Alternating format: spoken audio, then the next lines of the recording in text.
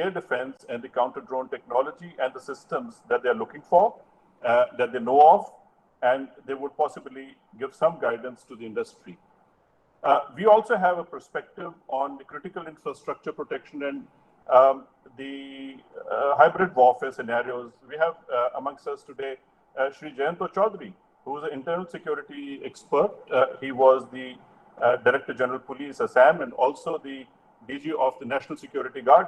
And today he's an advisor in the MHA in the BPR&D, that is in the research and development of the MHA. We also have the DRDO expert with us, Dr. Arshad, who's a director at the Center for AI and Robotics, who's an expert in cognition and autonomy, that is AI and the unmanned systems with experience of about 15 years. So today with the USI and the SWI, we sit here together with the experts, and we also have the industry and the scientific community listen in what they have to offer to the defense forces and to the government of India as far as counter-drone threat is concerned. How to counter this new challenge, which our country and all over the world, everybody is facing. I would also like to thank Mr. Harry Dhaul, the Director General of SWI, who's brought in the regulators and the industry participation to participate in this discussion today. I'd like to invite Mr. Harry Dhaul to introduce the speakers and carry forward the conduct of the first two sessions to set the perspective for our discussion. The first two sessions, we are initially talking about emerging counter-drone and technology. To begin with, in session one, he would start with drone policy and the regulations from the security perspective. Over to Mr. Harry Dhaul. Thank you, sir. Welcome everybody to this very timely session. Thanks to USI and General Panu, we've been able to put this together very quickly. And I think we are discussing issues which are actually happening as we speak. If you are watching your TV this morning, you would see that the United States has launched its attacks to counter what happened, unfortunately, what happened in Kabul airport. Having said that, I think the subject matter at hand is very exciting. But there's another exciting news, and that is that the government of India, through the Honorable Prime Minister, has released the new drone policy. So I think it's very important for us to understand what is the drone policy, for us to figure out what can be anti-drone policy or the anti-drone strategy. And so without further ado, I'm going to introduce Mr. Amber Dubey, the Joint Secretary of the Ministry of Civil Aviation, who has very kindly agreed to join us briefly. He has an urgent meeting to attend. I'm going to, in fact, jump over the speakers and ask Mr. Amber Dubey to share his thoughts. And also, if he has any thoughts and questions, we'd be very happy to hear him, because we don't want to lose the opportunity of listening to the policymaker with a new policy which has gone all over the place as far as drones are concerned. It was broadcast everywhere. So over to you, Mr. Dubey. A quick introduction. Mr. Dubey comes from the private sector. He is now with the government as a joint secretary, Minister of Civil Aviation, and I can say under his leadership, we've seen phenomenal amount of work that has been done by the ministry. Of course, and congratulations to him and his team for coming out with a new policy which makes ease of business very, very doable, and it sort of gives a lot of encouragement to the drone industry. Mr. Dubey, over to you, sir. Thank you so much, Jai Hind, everyone. And Mr. Harry Dhaul, thank you so much for that kind introduction. I'll not take too much time because whatever had to be said has already been said. The very fact that we released some rules in March and within a space of 4 months, we have repealed it. This is the first legislation under the current government which has been repealed. Otherwise, we've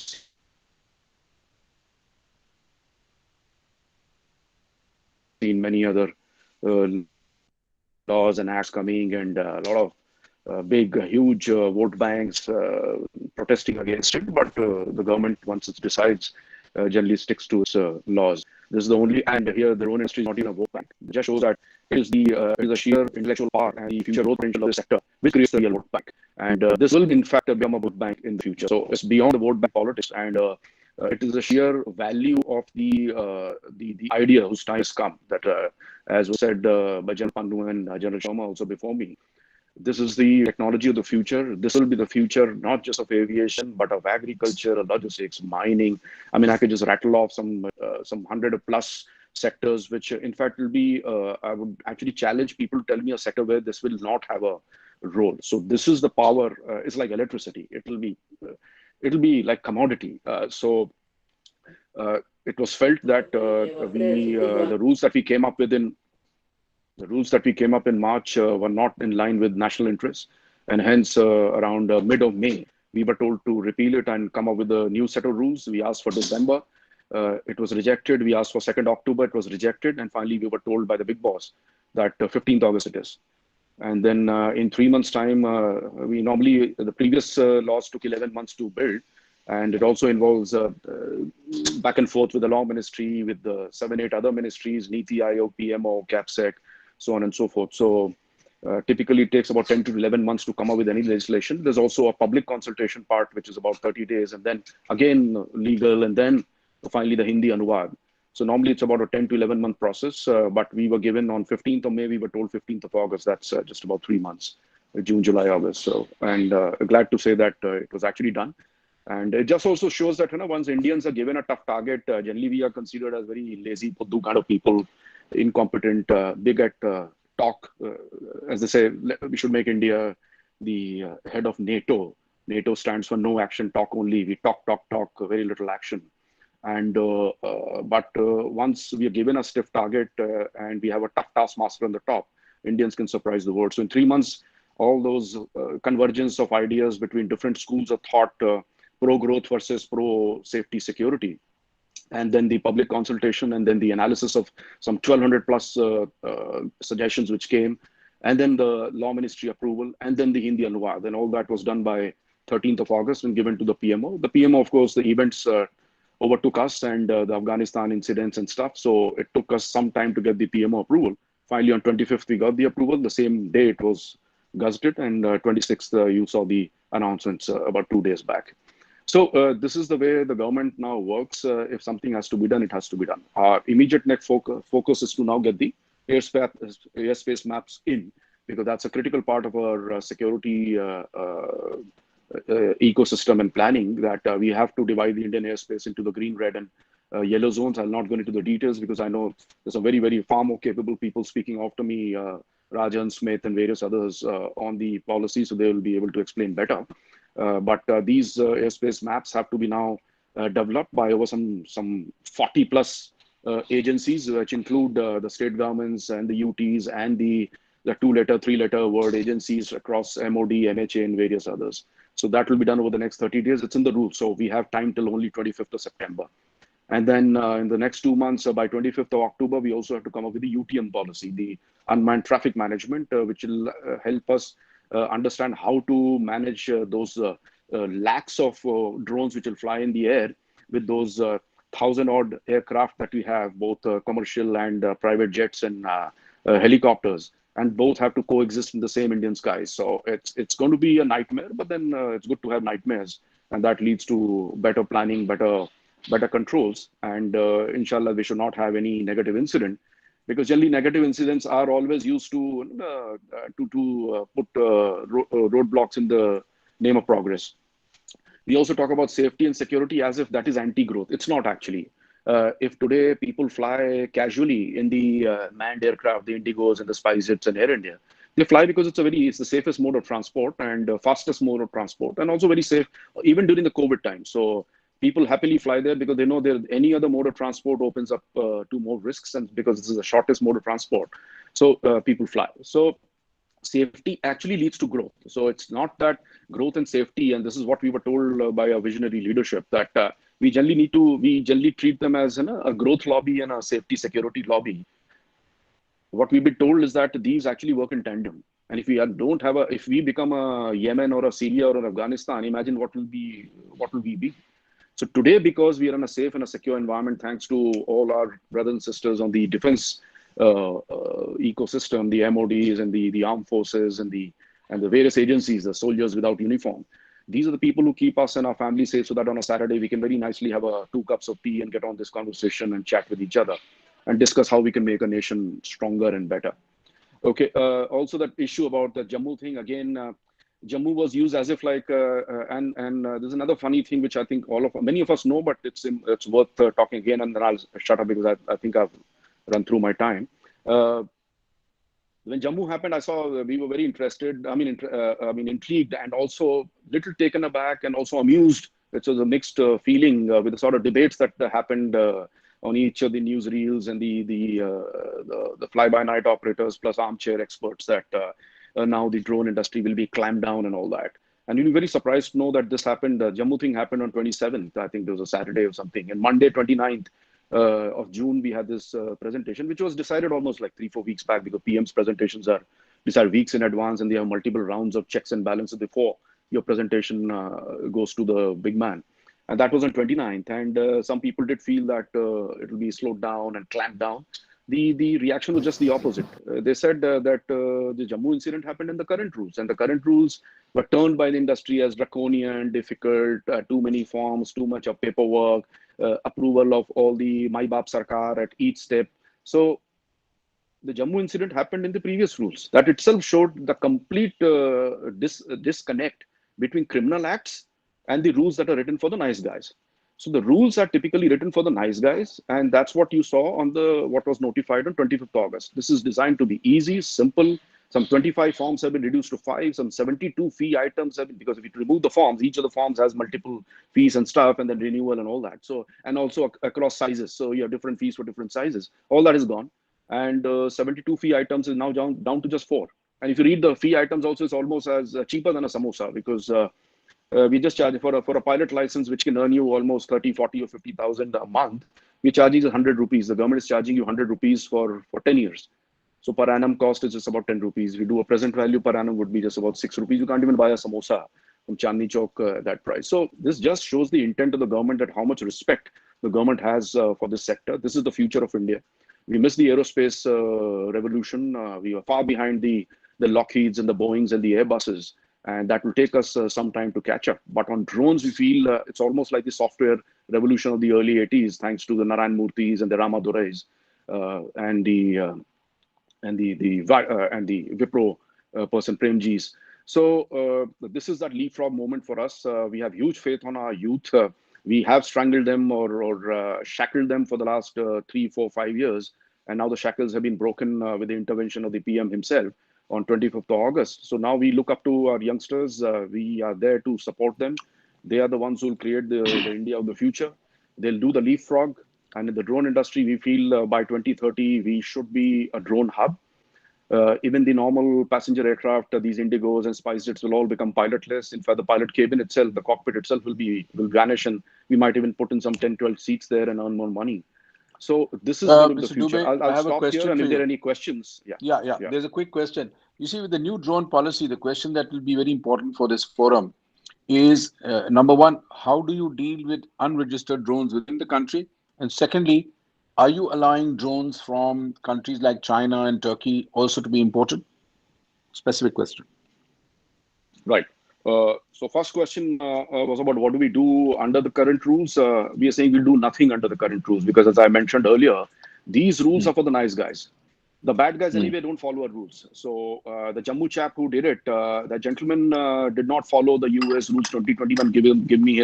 Give us his Aadhaar number or passport, otherwise we would have traced him. So these rules are now moving away from, as we have said earlier also, moving away from the aircraft rules. So see, this is how policy evolves, and especially in an unknown technology which has huge positive and negative ramifications, the government generally tends to be a little conservative to begin with. So they were very close to the aircraft rules.